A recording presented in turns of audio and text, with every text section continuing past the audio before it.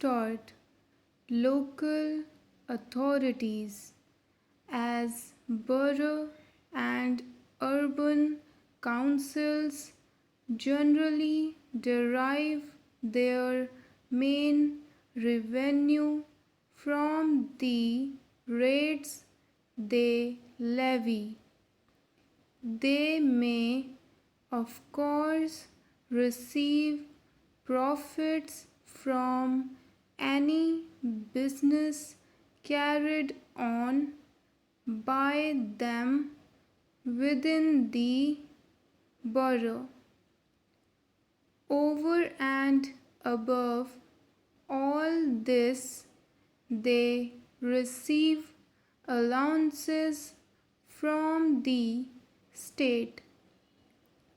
Either men or women may appeal to the authorities, and they very often do if they think they have been unfairly assessed, but it will be difficult for them to obtain relief unless they are able to prove their case and satisfy the authorities as to a supposed